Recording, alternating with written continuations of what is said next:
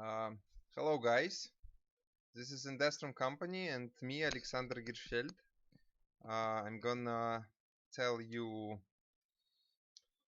about the most significant part of the escape room business, the escape room itself. So we are gonna talk and discuss the scenario, the script of your escape room that you're willing to write yourself or ordering from professionals. So today we are gonna discuss this.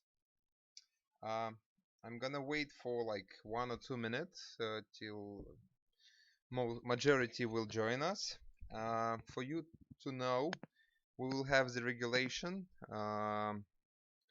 considering this webinar. So you are allowed to ask questions, but please only questions that covers the topic we're discussing.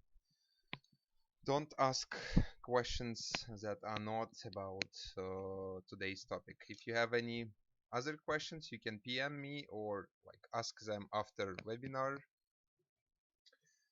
So that's how we are gonna work today. Okay, let's start. Today we're gonna discuss the most important part of the escape room is scenario, script, or I don't know how others is calling that. So we're gonna talk about how to choose a successful escape room theme. We're gonna look step by step how to create it and how to make it like successful. And of course, we're gonna discuss how to avoid mistakes that are usually made by owners, by people who is ordering scenarios, and of course we're going to discuss intellectual property issues. So about myself, I hope you already know me. So as if we're talking about scripts today, I'm going to tell you my knowledge considering this. So I have big knowledge in that. I collaborate with different scenarists and wrote approximately 130 scenarios with them, so a lot of. 10 scenarios I made myself. Some of these scenarios we are selling, and I've read around 4 maybe 500 scenarios that clients are sending to us, or maybe escape rooms we are playing. So we have a lot of practice and knowledge considering scenarios and scripts, and I'm gonna share it with you for you to not to make some mistakes we made at the beginning. So as I told you, up to my mind as well, scenarios is the most important part of the escape room, and there are basically two options: to write it yourself, or to order it, or to buy a ready one. So I'm gonna discuss the advantages and disadvantages about writing the scenario yourself. If you're not a professional writer, of course it's gonna be pretty hard for you, and your time is your money. So if you're willing to order it from professionals, usually the price for such work costs around 1,000 US dollars approximately. Maybe it can be from, I don't know, 500 to 1,500, something like that. And of course you can buy a ready scenario that already exists, so you can see a lot of offers in groups of the scripts you can buy. There is I mean, there are a lot of examples, but I can give you one example of an escape room of a good scenario that is still popular. So this room is working in Moscow, It was opened in in 2014 year, and still it's working. And why I'm telling you about this room, because the owner spent approximately $3,000 to build the whole room, all gadgets. It's first generation room with padlocks and like paper hints, but still it is popular. And this is a good example that even first generation room, and without spending a lot of money on decorations and stuff, can be popular as well. So scenario is really important. So let's discuss the advantages and disadvantages of writing the scenario, the script yourself. Of course, the huge advantage is if you're writing it yourself, you immerse in the process. You like living through this script. You know all weak parts, all elements, like everything you want to players to experience. You're working on that, so you're immersing the process, and you may like and enjoy it, because if you took this job by yourself and you're willing to write it yourself, you should love it. Other way, don't don't do it. Because if you don't like what you are doing, it won't come up with a good quality, with a good scenario. That's why if you're not willing and enjoying it, order it or buy a ready one. And of course, it is really easy to change some logic, some puzzles, or like make it harder or make it easier if you're writing it yourself, because you know all this, like you understand the logic of the scenarios. That's why it's kind of easy for you to change it. So about disadvantages, of course, it takes a lot of time.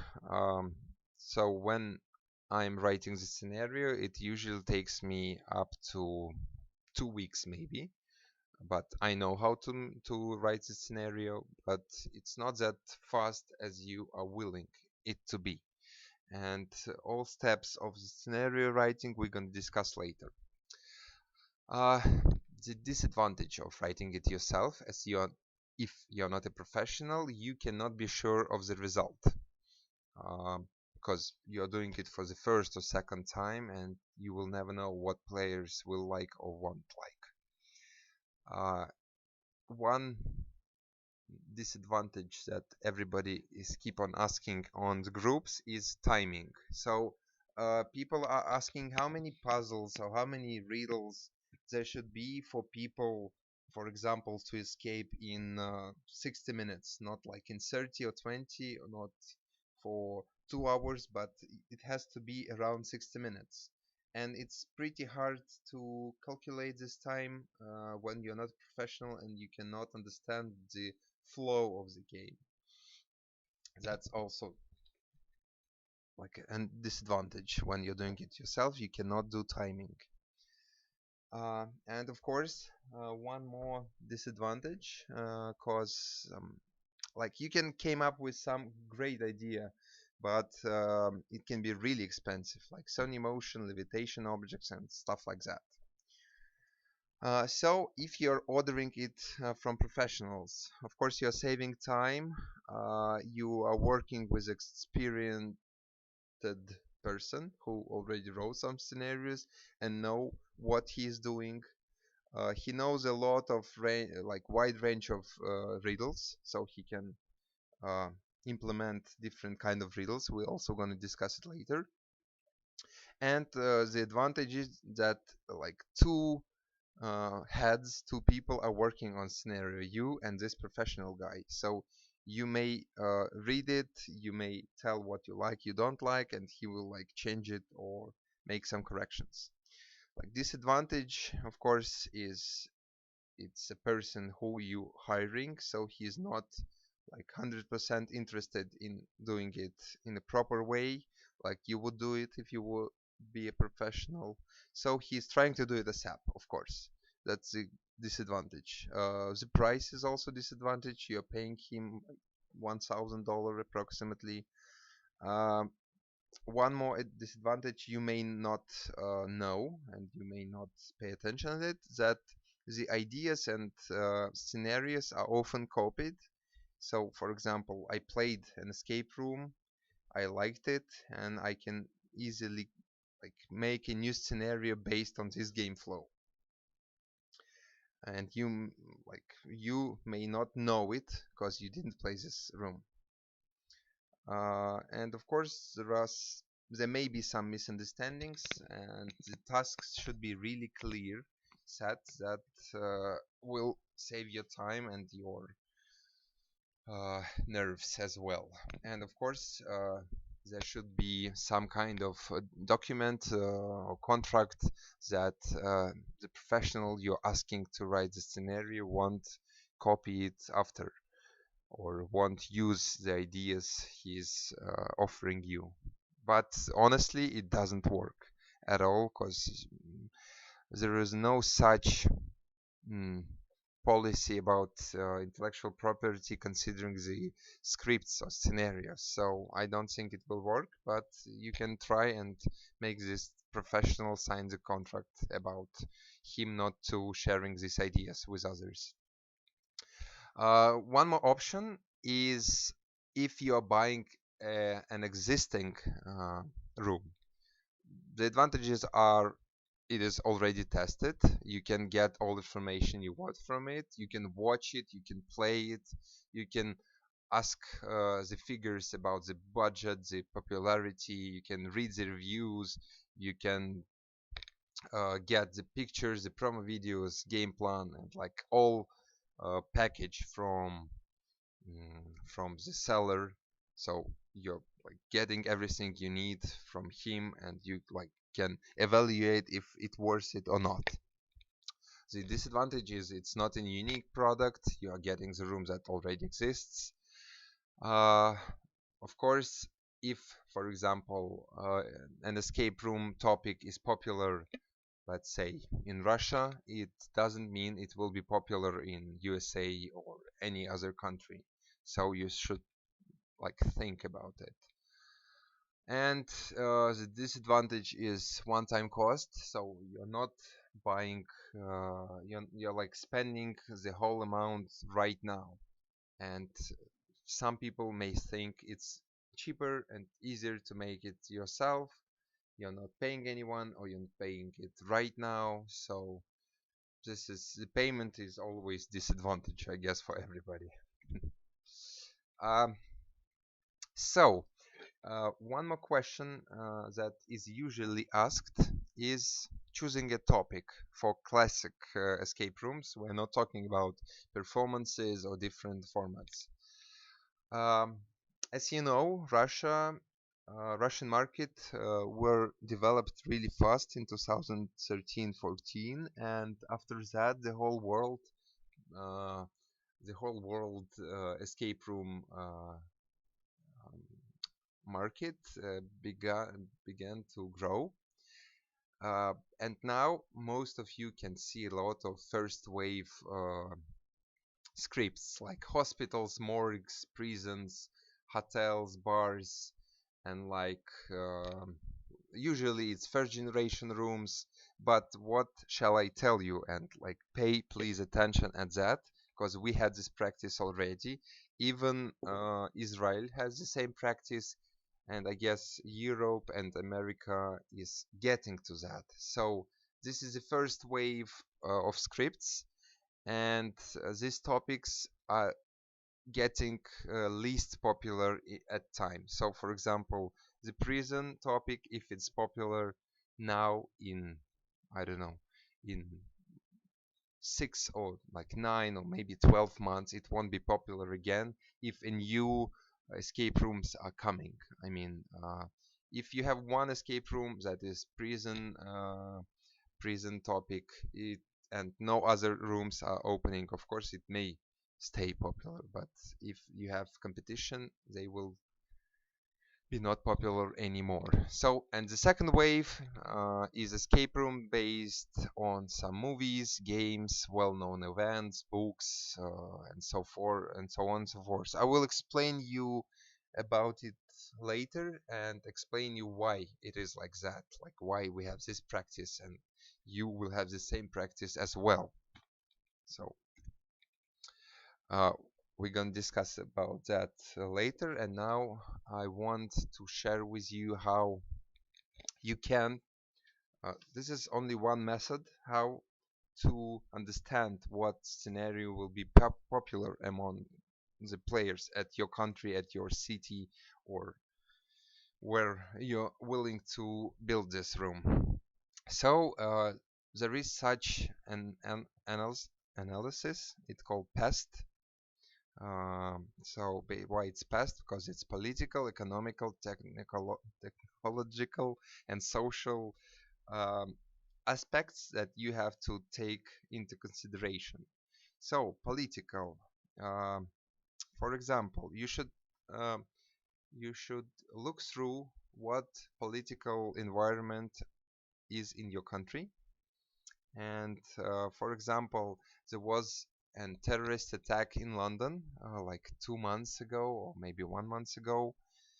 And my client was asking me for some corporate script. And I offered him the Bob diffusing game for like big corporate events, and he said we have this kind of politic or situation that will not be good for such topic. We are not willing to get any troubles with Bob diffusing escape room because there was a terrorist attack a few days ago. So please make it a different theme. So I hope you understood how you should do this analysis. For example, economical one. If there is a bad economic situation in country, you are not willing to open, for example, some luxury escape room, luxuries life escape room, because it players may take it badly. Of course, they can think that the whole country is in a whole bad situation and I want to play enormously luxury escape room. It may be true, but honestly, it would be a huge mistake to open such a room in a bad economic situation.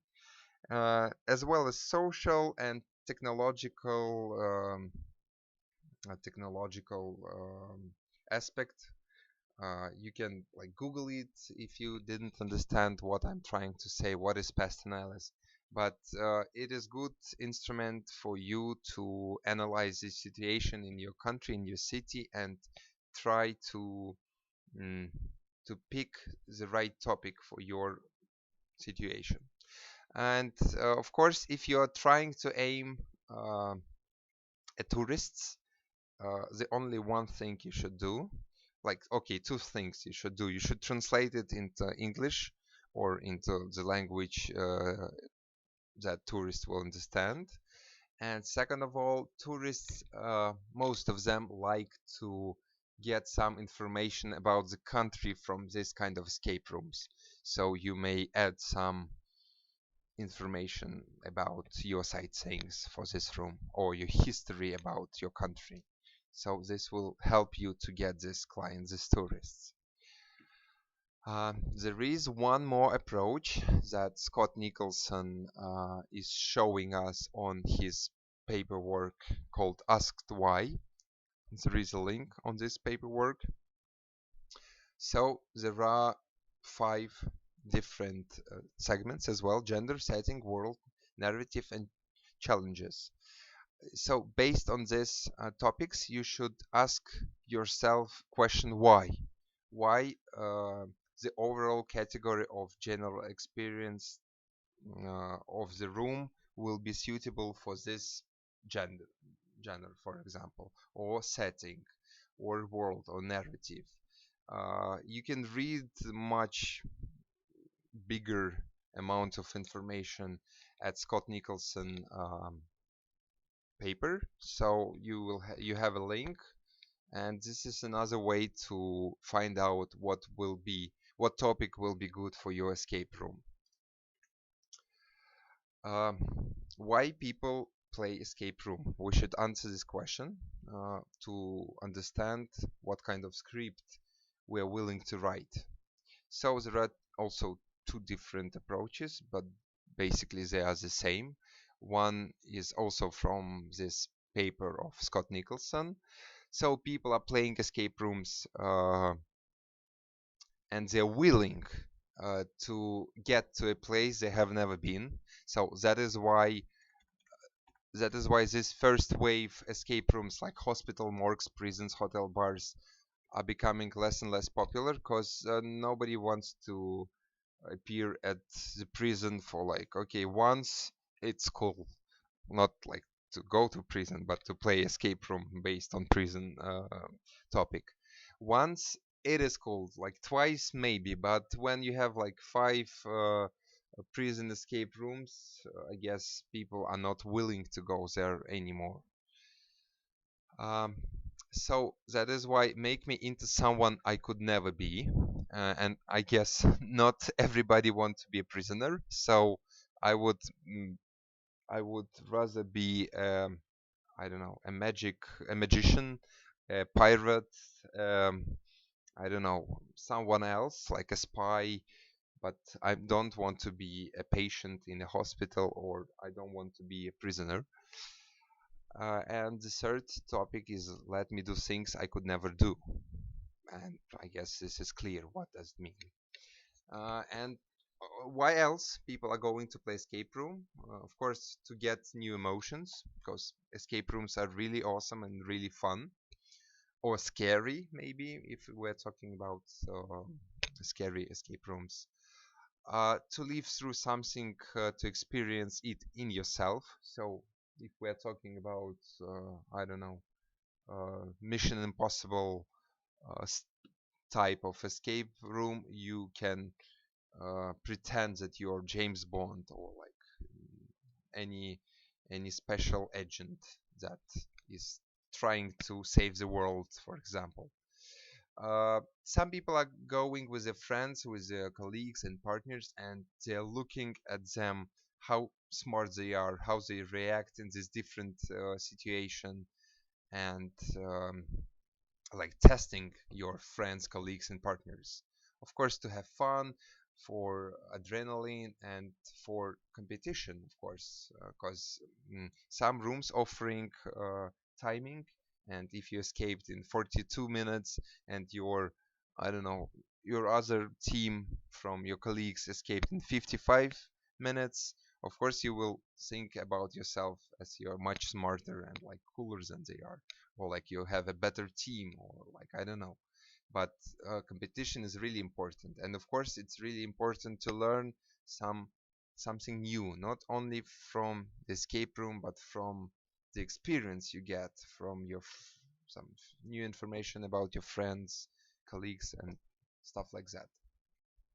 So when we understood why people are playing escape rooms, our aim is to make this willings of people to be satisfied. The better you satisfy all these topics, the larger audience it will be. So uh, your aim as an owner, as a future owner, is to earn money, not like main aim, of course, is to earn money. Because if you're building an escape room for any amount of money, you're willing to return them in any case. I have some examples of escape rooms um, that were built not to get the money back, because they spent, for example, $200,000 to build like two escape rooms, and honestly, they will never ever get this money back, because this is enormous amount uh, for an escape room. And I'm not talking about like, I don't know, some themed park, or like Disney World, or I don't know, a lot of theme parks that can afford this amount of money, and they will return this money because a lot of people are coming and going.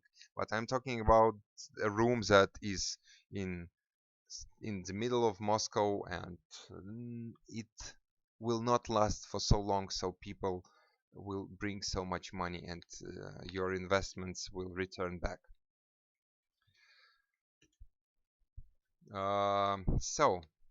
Why famous themes are so popular?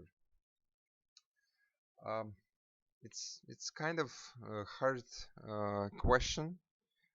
I mean, it's a simple question, but it is hard to explain it the way everybody will understand, because a lot, like, we are discussing it, and we're discussing it with the whole world, and there are different approaches and different opinions about should escape rooms be based on the movies, on some, I don't know, games or books, or you should make a unique scenario that is totally unique and new. But up to me and up to the practice, people needs some kind of anchors. So I'm trying to explain you what I'm meaning about the anchors. So some element, something that will give you a flashback into some occasion or some um, accident there was. So, for example, if we're talking about magic wand, and you're willing to go to a magic room, and you want to see a magic wand in a magic room, because magic wand is an anchor for for magic, yeah, and like cannons is an anchor for pirates, and there are a lot of different objects uh, that can I cannot get this word, like, the anchors is a thing that helps you to understand where are you going, like what kind of scenario are you going to play, and these anchors are more likely to sell the room and let people go there. I hope you understood. If not, ask question. I will try to explain it other way. The practice. As I told you before, and as I am telling you now, the rooms that are made after TV series, popular movies, books are much more popular than unique rooms like covering some topic. I know there are a lot of argues about that, about intellectual property. We're gonna talk about it a little later. But it's just a common sense that people would rather go to pirate room uh, that was made, or that was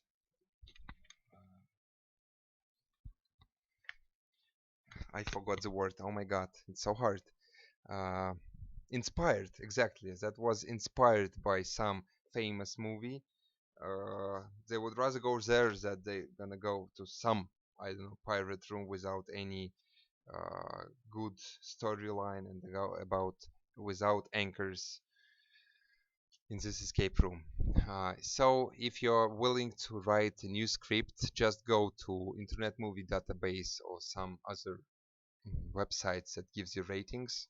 Check it and think: are you going to be inspired with a famous movie, or just you're gonna do some random topic without any inspiration, without any feedbacks, without any anchors? And believe me, more likely players will not like it as much as they would love it the other way.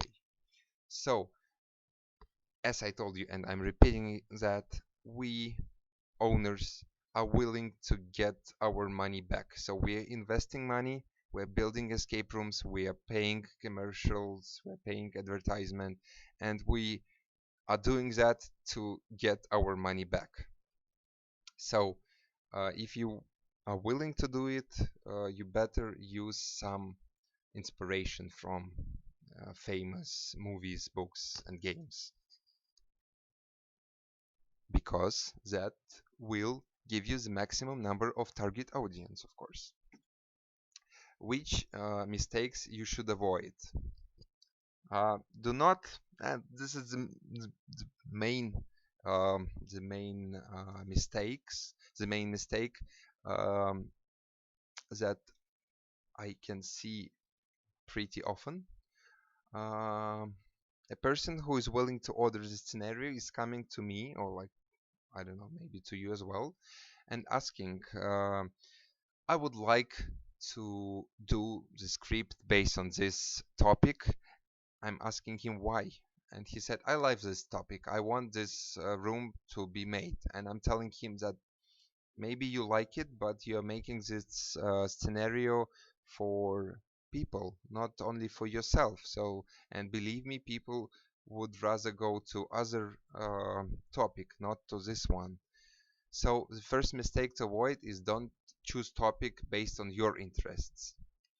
The second mistake is don't choose topics that are becoming less and less popular. The first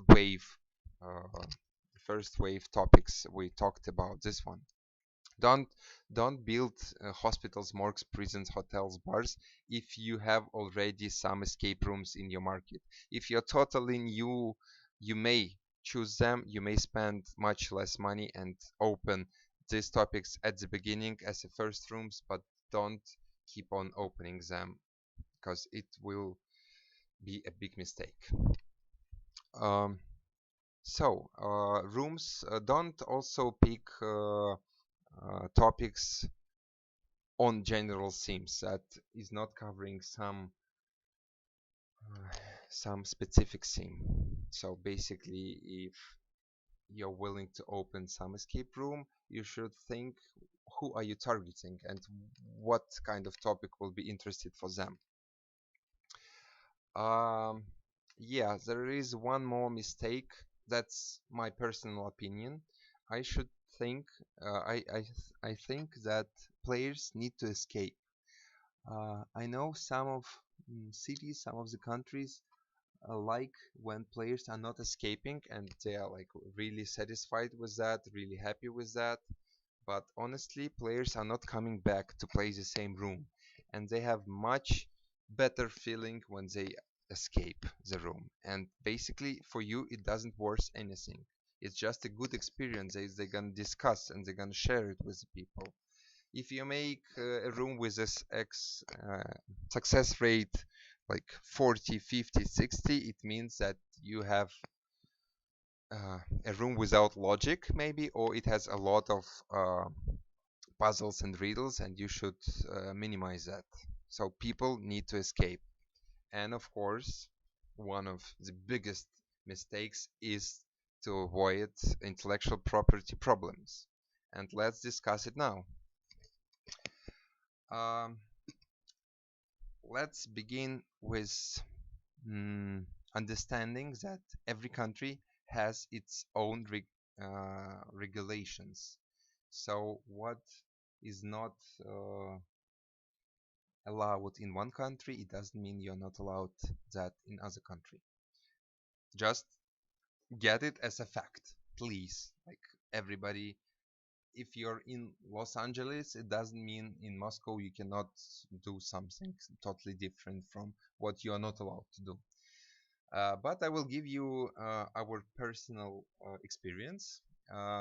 So we have uh, an escape rooms that were inspired by Harry Potter room and like Jumanji or Harry Potter movie and Jumanji movie as well. And there were some intellectual property related errors that we did. So as you can see on the pictures on your left, there are on your top there are mandragores, that the screaming plants that when you take them out they scream. If you saw movie, you should know this. And there is a monster book as well that is covered by intellectual property of Warner Brothers. And above you can see the examples how you can avoid these problems, how you can change the mandragores to cactuses or the monster book to devil's book. And believe me, I know that everybody will be disappointed in that, but even Warner Brothers uh, gave us the feedback on our escape rooms that was inspired on Harry Potter.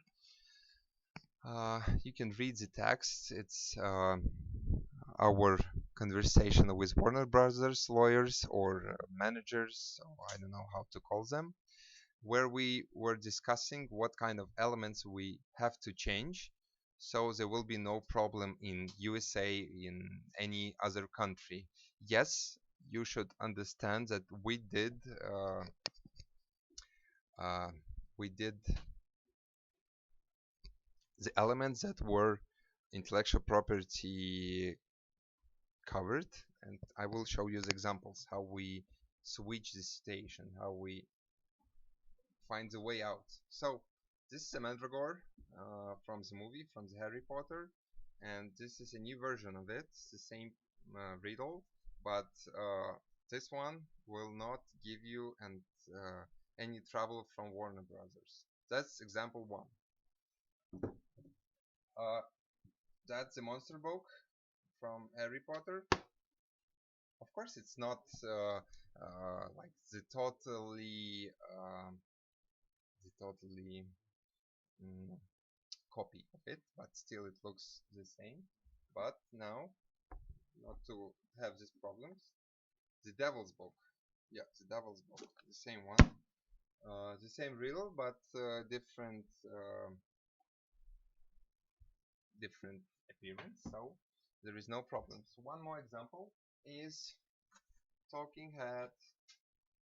Also, Warner Brothers asked us to change it, so it's not going to be a hat, it's going to be this guy sitting and giving the hints as the hat did.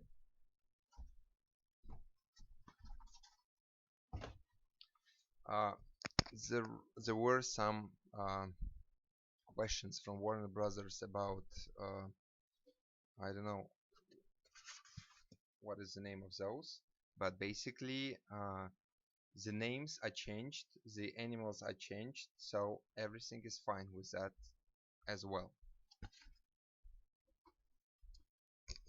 I have some more examples how to avoid these intellectual property problems, but let's get back to our presentation.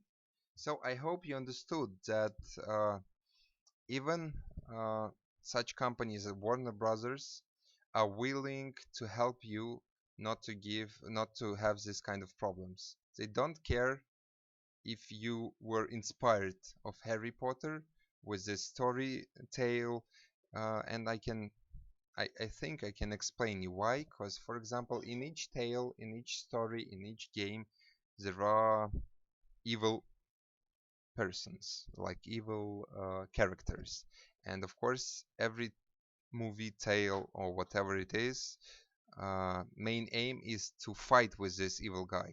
So the way you do it, it doesn't really matter, but you are not allowed. Just a second, I'm reading the question.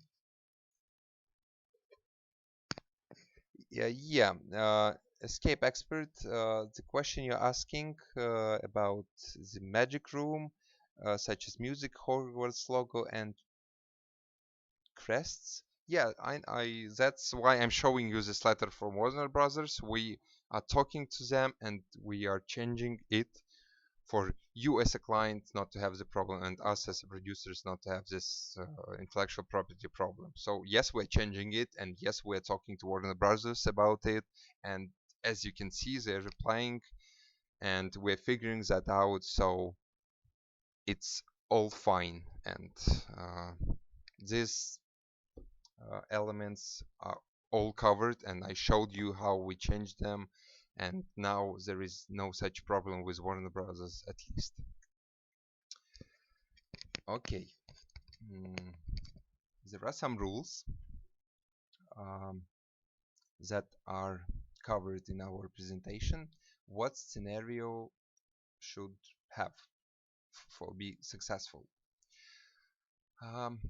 Each escape room should have at least 2 or more rooms, and I hope you understand why. because each new room will give a new emotions for players. Because you're entering the room, you're searching for the hints, searching for puzzles, but in like 20 or 30 or 40 minutes, you're becoming bored in one room. And if a new room appears, it gives you good emotions, good maybe satisfaction as well.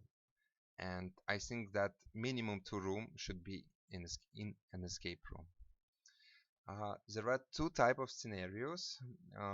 One is step by step, so all puzzles are linear, so you cannot skip some puzzle and go further. You just have to go step by step. And the second type of scenario is parallel one, where riddles can be solved in parallel. So one player or like 2 players are solving this one and others solving different one. And up to my mind, there should be at least 1 to 3 riddles that could be solved parallel, because there are some puzzles that takes time, and you don't want the whole team standing next to that puzzle and wasting like 10 minutes to solve it and couldn't do anything else. So uh, it should be 1 to 3 parallel puzzles in a good scenario.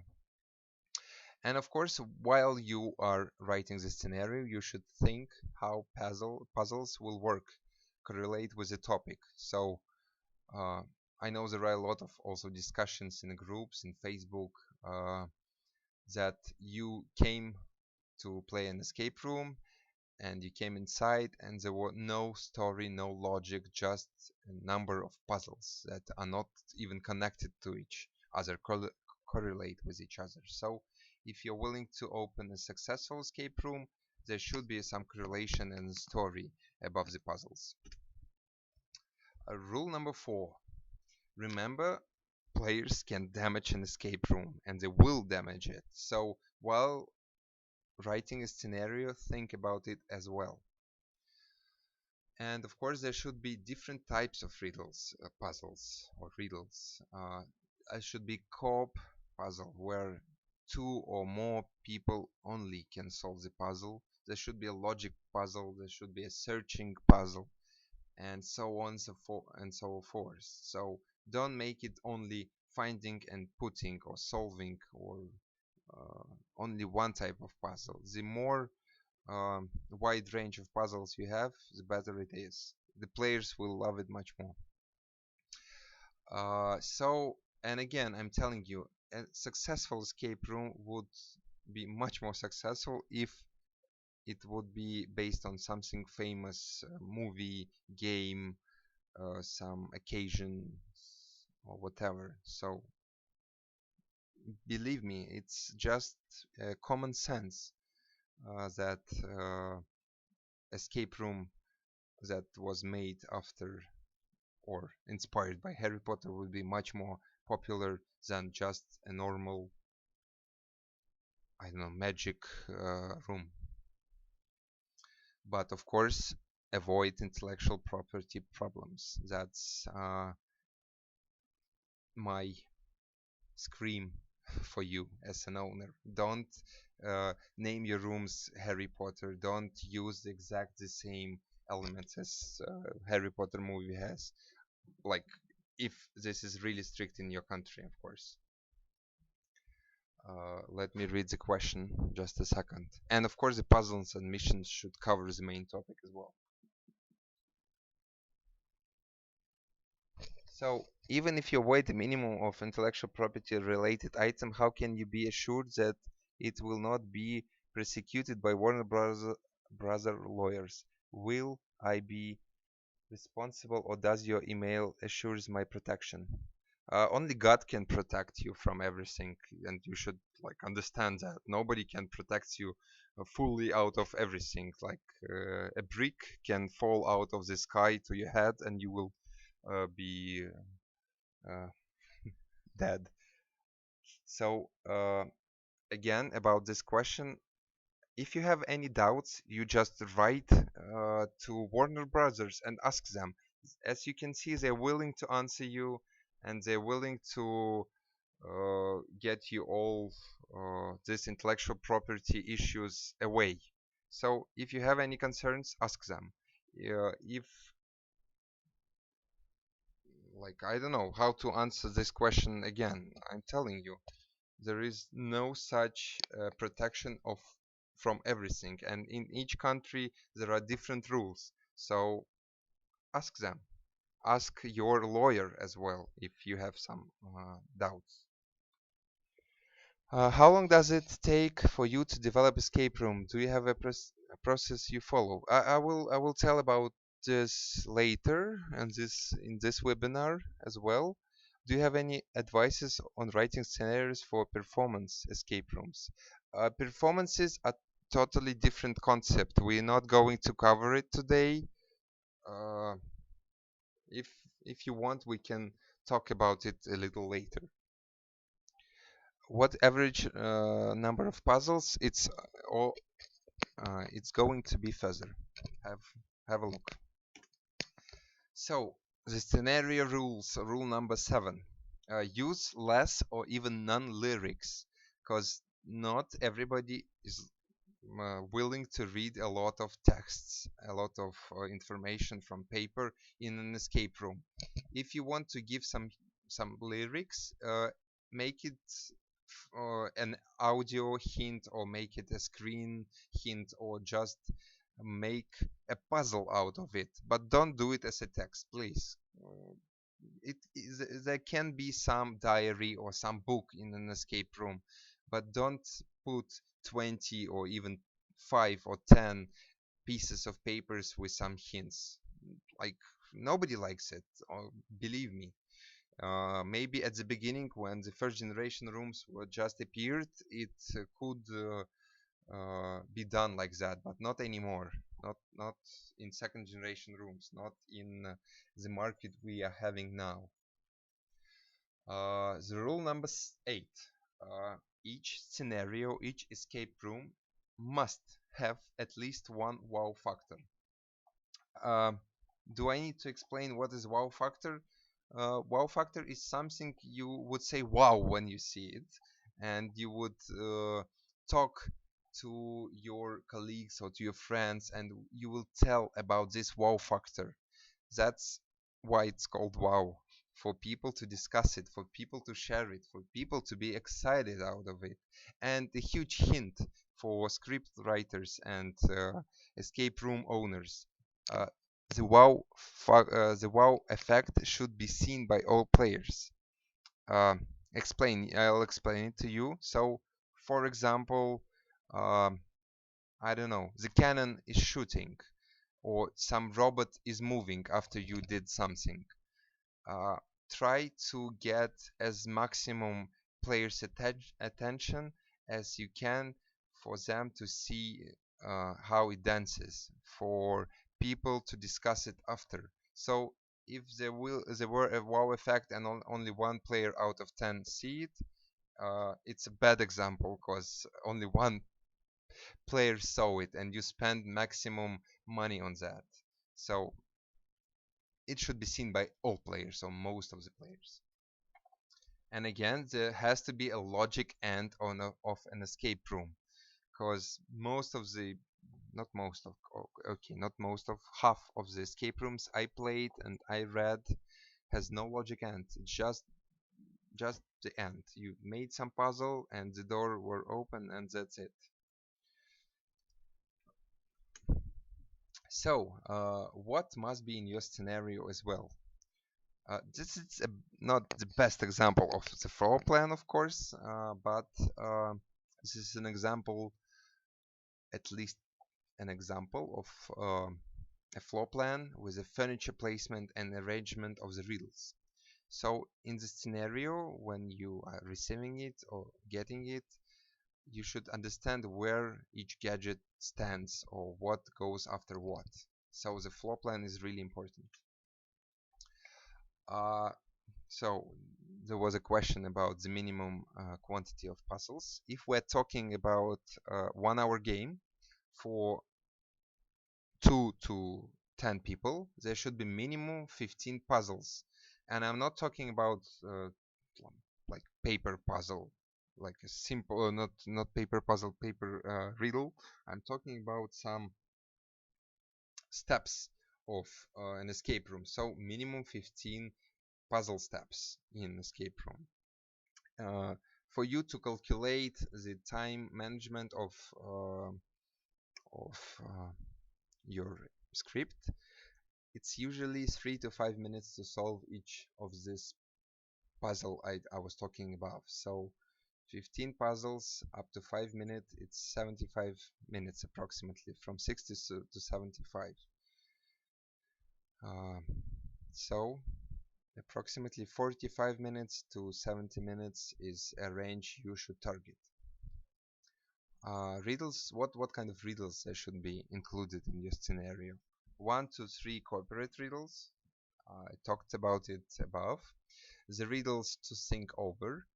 That means that some riddle can be longer than others, not to 3 to 5 minutes, but it can take much, like 10 or 15 minutes, and it can have several stages of solving it. And of course there is a website that I personally like. It's called nowescape.com, and in blog segment there is a paperwork that has 100 more great escape room puzzle ideas that you can use writing the scenario by yourself. It is kind of simple but hard to understand that each gadget, each puzzle can be made for any topic. For example, we have I will tell about this later, like at the end. So, but pay attention that any puzzle can be done for any themed room. You just need to think how to implement it. Of course, you cannot put lasers, laser labyrinth into Egypt room, for example, because it will be strange, or like buttons in the Alien, as we saw on the Facebook. It looks weird. It doesn't give you the feeling that you are in some real atmosphere. It like tears you off this if you will see something totally inappropriate in the room. Of course, the scenario should have at least one wow factor riddle, so something that players will say wow. Um, okay, let's go further. So what else should be in your scenario? Brief description of the riddle. So if you're writing the scenario or you're receiving the script, there should be an explanation what the author means while he's telling you to use this riddle. So without explanation of the engineering part, of course, but with the explanation how it should work, what it should do at least. The examples of design and style for escape room is really important, because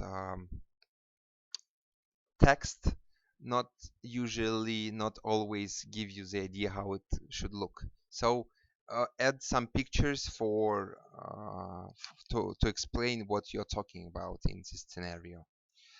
And of course, brief immersion in the legend. So it means that the story, the administrators, or I don't know how you call the guys who are letting players inside the escape room, they are telling this story, the legend of the escape room. So your scenario should have this brief story for your administrator. And of course, there should be some offers of background music for escape room. So if you're writing the scenario based on pirates, there should be an example of a pirate songs or whatever it is. And of course, if you're doing magic room, you don't want to use the music from Harry Potter, because it will be as a bad decision, because intellectual property is really strict. And yes, we did this mistake, and that's why I'm telling you that don't repeat it.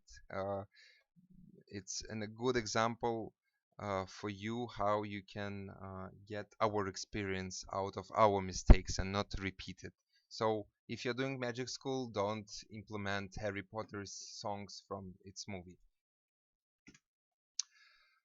Okay, so let us say the script, the first script of the scenario, not the script, the first version of the scenario is done. What you should do? You should read it yourself from the beginning and search for weak parts, like the parts you don't like, the parts that don't fit really well. Change them. Add more details for other people to understand what are you talking about, what you're trying to explain to them. But you don't want to overthink it, because the more you will read, the less you will like. So read it once after you finished it, and don't read it 10 times before you're giving to someone else, because when you're giving this script or this draft of your scenario to 2 or 3 experts. Expert, it means that players who had some experience in escape rooms, who have done like at least 10 escape rooms. Let them read it and let them comment it honestly without being afraid to hurt your feelings, because they're helping you to develop a really good scenario, because they will advise something, they will give you their ideas, their concerns, and it's brilliant when you have these ideas from others. After the script is done, you like changed it, you gave it to other experts, after that you change something, you should pass it to engineers and to designers to discuss it, whether it is possible to do or it's impossible to do. Of course, this is really important as well, because I also have had some examples where the scenarists had really good ideas, but they were impossible to be done. I mean, they are impossible, but they are really expensive. So of course nobody will spend, I don't know, $100,000 to make like a moving flying car, for example. So talk to designers and engineers, and you will get the feedback as well. Uh, when your escape room is built, so it's already there, you can play it, you can let players inside, but your guys who is looking after the games should have a real short version of the script. So the entire scenario is written in 15 lines. So you see step by step, like puzzle, from puzzle to puzzle. It will give you, not you, but the administrator, the fast answer if there is some questions from the players. There has to be like phrases, words, names that are chosen for your scenarios for him to give the correct hint. For example, he's not supposing to call it a glass, but it's a goblet, for example. It's not a stick, it's a magic wand. It's like that. And of course, it's a good idea to give the hints not as it is. So they're asking some question how to open that, and you're giving, okay, to open that, you need to take that and this and that and put it there. There has to be some standard answer solutions replicas for administrators to give them as a hint. So as the questions, should the wow factor be immersed in the riddle itself or be more a specific effect? Yeah, that can be anything. I told you that wow factor can be a riddle, can be a decoration, can be some effect. It doesn't mean to be uh, something specific. So yeah, it can be anything, but wow effect is what the players are talking about after they played. Uh, wow effect is what gives you sales after players talked about it. Did you get it? So I mean, this is what they most like in your escape rooms. Wow effect. Uh, yeah, uh, we have this often question: how to update an existing scenario or existing escape room. Uh, there are several ways to do it. So if you're having like first generation room and let's say players like it, you can easily update it with some new, unique or electronical puzzles. You can add them separately, but of course immerse it in the script, and that may change your room dramatically. And I will tell you the example with the jungle room.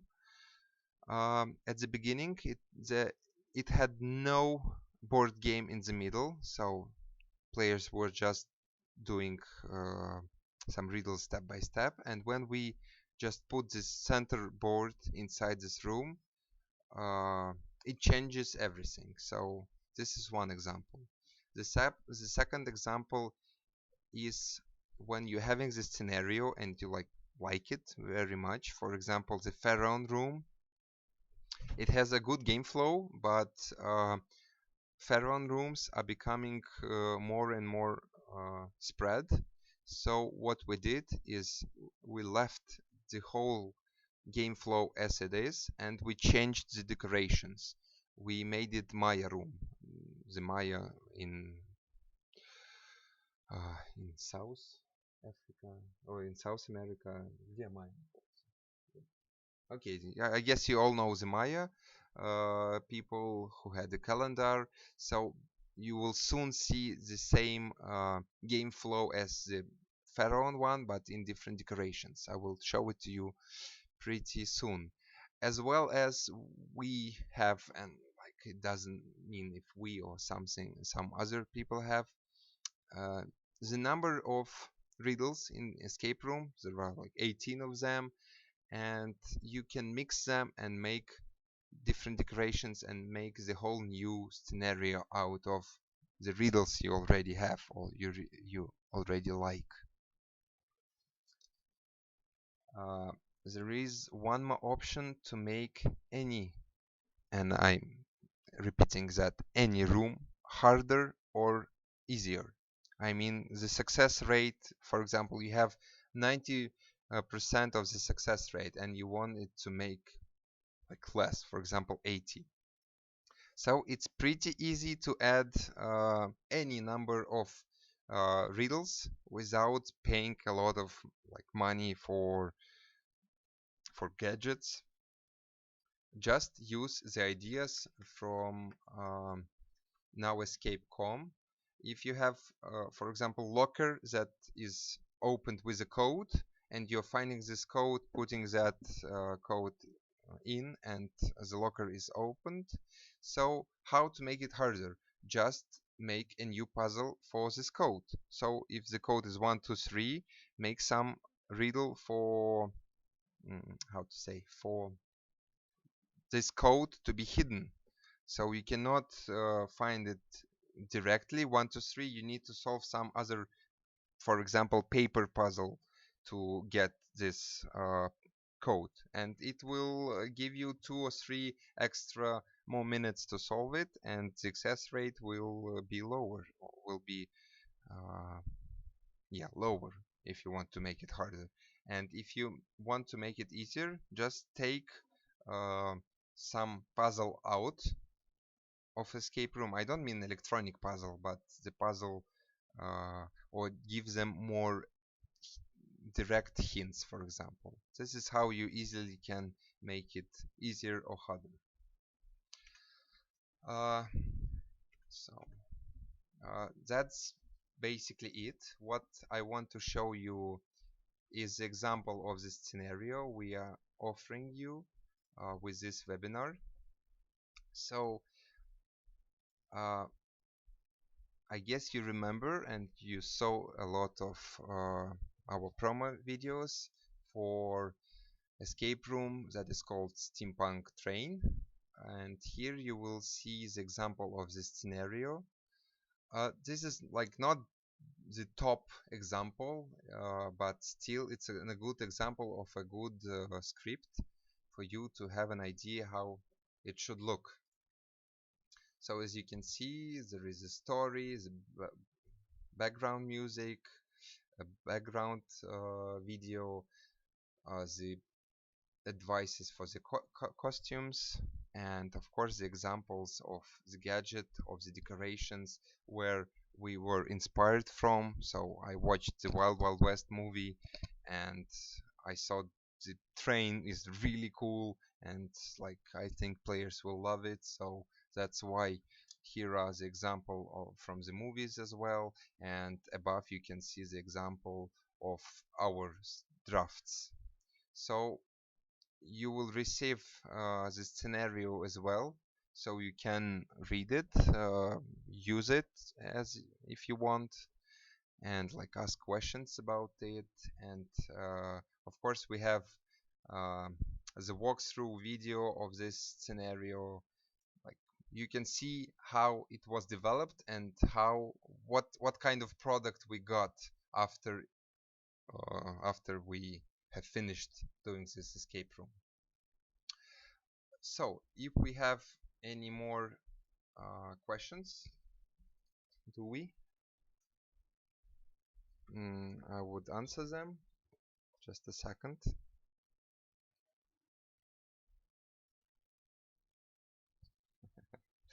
I'm really pleased that you have a sense of humor asking if it's a Hogwarts Express. Maybe it is, but it's not. But it doesn't really matter if it's Hogwarts Express or whatever. As I told you, if you have any concerns, you can always ask Warner Brothers if you can implement it in your scenario. But honestly, you can have a pictures of Harry Potter inside the scenario, but you cannot use them directly as it is. So this is the example how как ее называют хрень? How the name of faculties can be changed, so you will have no problem with that. So it's not Slytherin, it's Snuggler, and the animal is totally different, so that's totally fine, and Warner Brothers approved it. Not good at all, but they did approve it. Imagine. One more question.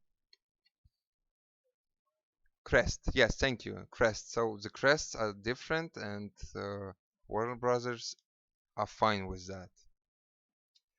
Love the train concept. Did you build all props by yourself? I have a huge company that does it for me, but yes, we did it ourselves, all the elements. You can check it on YouTube in our channel. Like there was an examples from the factory and the walkthrough as well. So yes, we did them all. So the material is some kind of foam. I don't know if you have this kind of foam in your country, but it's a foam.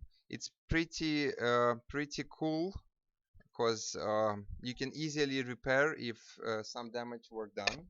So let me give you the example. So players can ruin it with a pen like that. So and to fix this hole, you can get some rubber, or you can get the same material. Just put it inside and it will be fixed, and of course use some paint.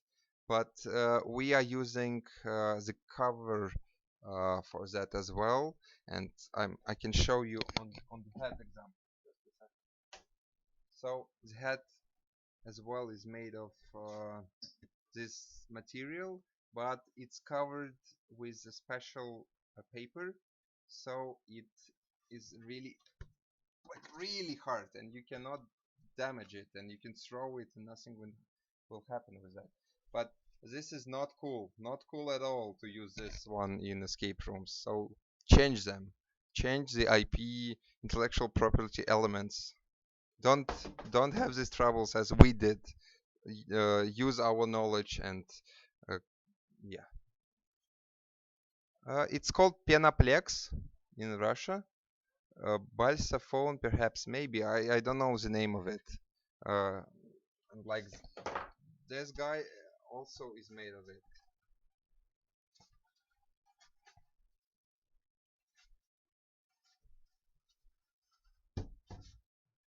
There are a lot of different ways to do the elements, but don't don't. I mean, remember that players are damaging escape rooms. That's the biggest concern of everybody, and this material is good because you can easily fix it. So, for example, the panel of the ship is also made of this foam, and you cannot do any damage of it because it's covered with a special material. So thank you so much for your attention. I hope we could help you with the scenario, with everything. The next webinar will be uh, for advertisement and marketing. It will be in a month. We need some time to prepare it. We'll give the best practices from all over the world. So it's going to be Canada, USA, England, Scotland, France, like a lot of countries, Russia as well. We'll um, get the data from a lot of companies. I will share you the examples and every sub aspect of advertisement and marketing that we used, that everybody is using, and like I hope it will help you a lot because a lot of questions considering advertisement are being asked, and we will cover that in a month. Thank you so much for your attention. Bye bye.